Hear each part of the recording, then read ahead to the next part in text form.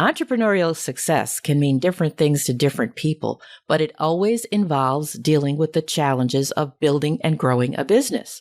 What are those challenges? How do you leapfrog them? Well, my next guest built a $217 million health coaching empire.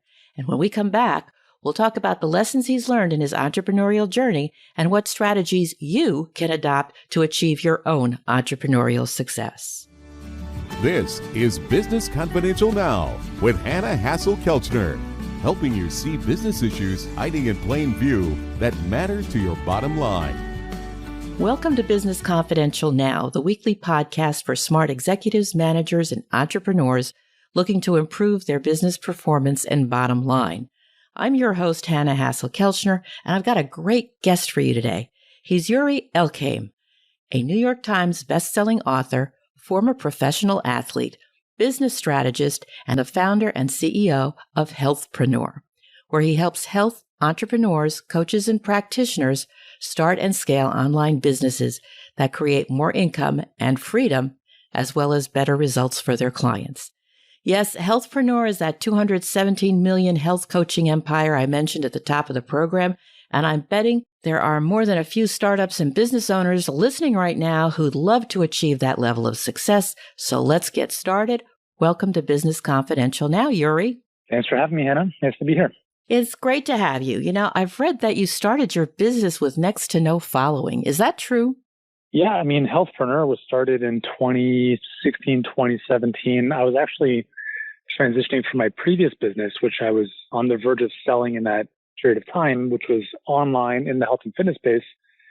But I was just kind of done speaking about health and nutrition and fitness for, 13 plus years. So when we started Healthpreneur, there was no Instagram, there was no YouTube, there was no podcast, there was no following, there was no email list, there was nothing. I mean, I had a little bit of a reputation in a good way for my previous business, but for the most part, I was starting the business from scratch. We grew that to, a very substantial level very quickly based on a lot of the lessons I learned from many, many years of failures and obviously some wins along the way. But yeah, we started Healthpreneur with pretty much nothing other than an idea and skills. And so that's how it started. That's impressive. You mentioned that you built it by learning and actually building on your failures. Right now people see this massive success and they think it happened overnight, which obviously isn't true. Tell us about some of these lessons learned that you've built into this process. Yeah, so I started online in 2005. I was working one-on-one as a trainer, nutritionist, burnt out for, way too long. And I came online thinking I was just going to write an ebook and live the laptop lifestyle. That never happened. And I was kind of delusional thinking that it would. Although it's possible, but, I struggled for 3 years all by myself because I was all by myself. What I mean by that is I was too stubborn to recognize that I needed coaching and mentorship. And I thought I could figure things out all by myself, even though I'd never done the things I wanted to figure out. So my first 3 years online, I made less than poverty line income. It was kind of like crawling through molasses. So that was one of the biggest lessons that took me a long time to learn. I think I'm a very slow learner, to be honest with you, Hanna, because I've made mistakes where had I learned from other people's lessons and journey, I could have moved a little bit quicker. So 2010, I hired my first coach and I haven't looked back since. I mean, in the past 11 years, I've invested more than $1.1 million in coaching and mentorships and masterminds because I just realized if I can surround myself with other people who've done what I want to do, I will get there faster and I don't have all the answers. So I find that to be a very common mistake a lot of entrepreneurs make is that for whatever reason, we'll drop 6 figures on a college education for a degree that basically renders us useless in the marketplace. And then when it comes to building a business, especially online, we feel that we can do things for free. Like we can just somehow magically build this great business without investing in proper coaching, mentorship skills. And I think it's one of the biggest reasons why most, and when I say most, I mean like legitimately most, 90+% of people who start a business online don't succeed, is because the barrier to entry is so low. And that means anyone can call themselves a coach. Anyone can have an online business. And that's a problem, very much like in real estate. I think it's 95% of realtors make less than $5,000 per year. as realtors. And that's because the barrier to entry is so low. And it means that you have a very large percentage of people who are just very average at building a business and they struggle unnecessarily. So I think that's one of the biggest problems I see. If you can avoid that mistake, you'll move a lot faster with a lot less frustration. That makes a lot of sense, learning from other people's mistakes, which is actually one reason I do this program, because, there are people such as yourself that are accomplished that have learned lessons along the way. And if we can share those, it helps the collective group, because I am a firm believer that it's the small and mid-sized businesses that are really the backbone of the economy. The big boys, they get all the glory and the headlines, but the biggest employers are the smaller and mid-sized companies. So thank you for sharing that about coaching. You make an interesting point about the proper coaching. Coaching has a low barrier to entry as well. So there are a lot of people that can call themselves coaches. In your experience, what criteria did you use to identify the proper coach? What should people be looking for? Well, in my experience, two things that I found to be very helpful were, number one, has this person achieved what I want to achieve? Second is, have they helped other people like me or somewhat like me achieve similar results? And I guess the third piece is, do their values resonate with mine? So as an example, I don't really associate with, let's go to Vegas and get bottle service and VIP and have the bling bling and fly in private jets. Like, that's not my vibe. That's not what I feel is what I want to align with. Whereas, many of the coaches that I have hired are very down to earth, although they're very wealthy and they've done very well. They're very down to earth. They're family people. They're very relational as opposed to materialistic. And none of there's anything wrong with, material stuff. I mean, I've got a family. I've got 4 boys. I live a pretty simple life. I have, some nice things, but for the most part, I want to align with people who share those values and obviously share the values of, we want to make a lot of money, but we also were here as business owners, as entrepreneurs, not because of the money. It's because we truly enjoy the craft of what it is we do. And we feel fulfilled by the impact we make in the world and by being able to share our gift. And I want to align with people like that. So for me, it's do you have a track record of results? Have you helped other people do the same? And do we share the same values? And I think those are 3 really good criteria, at least for me, in helping me find, the right mentors to learn from. I think those are great criteria, especially aligning with the values, because you want to be able to talk to somebody that you can, basically do an open kimono and share the things that you're afraid of. There's quite a bit of trust that's involved. It might mean sharing financial information, which is very personal to a lot of people. They don't necessarily, go flaunting their balance sheet or the zeros that may be on the balance sheet. It's embarrassing. So, you want to be able to have someone that you can trust, that you can feel is on your side, that understands what you're going through. Now, at one point off the hot mic, you said that there are 4 unpopular mindsets needed for entrepreneurial success. And I'm not sure whether finding the right coach is one of them, but there's some more there. So help us out here. What are these mindsets? How are they hurting us? Why do we need to get over it?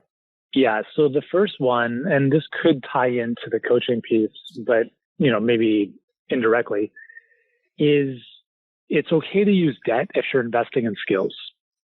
And I say this because a lot of people need coaching and skills before they have the money to pay for the things that they want. So they're if you're in the fitness space like I was, you'd have a client's consult and the person's like, you know what, I'm going to get in shape first and then I'm going to come hire you. I'm like, okay, that's never going to happen. That's why you're here in the first place. And I see that a lot now with business owners, whatever level of business they're at. The goal with coaching and mentorship and skill development is that you're always going to be investing in new skills or new things that you don't currently know, which means they're outside of your current pay grade. And so, for instance, if you're just starting off, you have to learn the skills of marketing and sales. You have to invest in learning those skills. There's no way around it. And if you're not willing to invest in those skills, you will always be stuck at a very low level. Okay, so if you don't have the money to invest in those skills, then take out a credit card and invest in those skills. Because if you invest $500, $1,000, $5,000, $10,000, those skills will be with you forever. So if someone were to invest $100,000 in traditional education and they get into the workforce, a lot of times we're not really equipped with skills that are going to give us a livable salary to even pay back a lot of the student loans that come from that. But if you could invest a fraction of that in learning the skill, for instance, of how to acquire clients, so sales, marketing as an example, you write yourself a lottery ticket for the rest of your life. Like that's a skill that will serve you. If you talk to any successful entrepreneur, they will tell you that one of the most important things to be able to learn is learn how to sell, learn how to move people to action, influence, persuade. So I think this mindset of like, I need a briefcase of cash in order to move forward is very faulty thinking. And I think if you believe in yourself, you should be okay taking on debt as an entrepreneur because you're not buying a pair of shoes. You're investing in yourself. You're investing in your business. And it is way more valuable than investing in the stock market or mutual funds, right? Like, I mean, the return, if you're lucky, is 10%. You invest in yourself and build these skills, the return is 1,000,000% or who knows what it is. But I think that's one of the biggest mindsets is moving forward before you're ready is in some cases, if you don't have the cash on hand, you have to develop the skills to build the capacity to earn the money. So I would say that's one of the biggest mindsets that I see and have seen holding people back. Another big one, obviously, kind of tied in with that is what we talked about, the coaching. So if you want faster results, just hire someone who's been there before. It's going to move you 5 to 10 times faster than you would ever achieve on your own. So again, the fallacy there is thinking you can do things on your own and figuring things out along the way. It just very rarely happens. I mean, I don't know any professional athletes who got to the top by themselves. I don't know any health professionals, at least that I've worked with, who became chiropractors, naturopaths, etc., by watching YouTube videos for free on YouTube. They went to school, they hired, they had mentors, etc. So if you want to get where you want to go, work with people who've been there, who can teach you and show you the ropes. I think the third, kind of along those lines, is, again, as we evolve in business, is the bigger the dream, the better the team. Or not necessarily the bigger, but the better. You can only go so far by yourself. So let's say you're growing your business, and I'd say at about $250,000 in revenue, and again, this depends on the business model, you alone can no longer really push that forward. At some level, you need an executive assistant. You need someone to help eventually in project management or operations. You're going to want to bring on people to support on the customer or client service side, and then on the enrollment or sales side, and the marketing side eventually. So if you have big goals in your business, it's okay to recognize that, like, at some point you need help. Like you need other people on the boat to row with you. And I think that one of the things that I've noticed is, in some cases, I'll just use coaching and consulting as an example, because that's kind of the world that I live in. A lot of them build these very profitable businesses, right? Like they're like 85, 90% profit, and they're doing $500,000 a year. And that's great, but they're doing everything themselves. So there's a mindset shift that happens where it's like, dude, you got to trade some of your profit for freedom, because you could be 90% profit for the rest of your life, but you won't be living very long because you're working 20 hours a day. So getting to a point where it's okay to trade some of the profit for building a great team around you who are going to help buy back your time. Because I think as entrepreneurs, not only do we want to contribute, not only do we want to grow, but I think most of us got into business because we value first and foremost our freedom. And freedom is not, I don't want to ever work again necessarily. It's being able to do what it is you want, when you want, having the freedom of choice. And that's very hard to do if you're the sole operator of your business. So that third mindset is being okay, not just looking for help outside in terms of a mentor, but bringing people into your team to help you move forward faster. And I'd say, the fourth mindset is, again, tying this back into investing in yourself and your business. I fundamentally believe that if you're running a business, you should learn how to acquire clients at scale through paid traffic. And what I mean by that is be okay willing to spend or invest in your business or invest to acquire clients. A lot of people that we work with come to us, I'd say 95% of the time, they're coming in and we help them with acquisition and on delivery. And the biggest reason they come to us is because they don't have a predictable way of getting clients. And the most common thing they rely on is word of mouth or referrals or posting dancing videos on TikTok or pointing videos on Instagram. And that's not really a business. I mean, like, it's okay if you enjoy doing that stuff, but I feel that if you can, again, going back to skill acquisition, if you can learn, which all of this is learnable, if you can learn how to pay $1 and acquire a client that gives you $5 in return, why would you not do that forever? And that's basically what, going back to your initial question, when we built Healthpreneur with 0 following, that's how we did it. Is I had the skill set from my previous business and, having done this for years of knowing how to go out and give Facebook, in this case, $1, and in return, I'd get 5, 7, 8, or 9, or 10 in return in the form of client payments. And that's a skill that we help our clients with every single day now. And it's a skill that is very learnable. It's not as complicated as it, might seem to be. And people see that as risky. So they don't want to invest in client acquisition in the form of advertising, for instance, because they feel like they might waste their money. But the biggest thing to recognize is that successful people understand that money is cheap and time is expensive. So what you could accomplish with acquiring clients with paid traffic, you could accomplish that in a fraction of the time it would take you to grow your business organically. And I'm all for content marketing. I'm all for organic growth. That's how I built my first business to multiple 7 figures, but it took us 7 years to crack $1 million. It took us less than 7 months to do that when we started Healthpreneur. And when we look at the goal of business, when it comes to at least getting our message out is the social platforms of today are all pay to play platforms. The only platform that is maybe giving organic traction is TikTok, which is very quickly changing, and obviously LinkedIn, which probably has a decent organic opportunity right now. But Facebook, Instagram, everything else is pay to play. So if you post something online, no one sees it. That's just the way it is. Obscurity will kill our business. So how do we get out of obscurity? How do we be seen by more people? Is we have to make a barter with these platforms to say, hey, Facebook, I'll give you $20 and you'll show my thing to more people, or I'll give you $100 or $1,000 and you'll show my stuff to more people.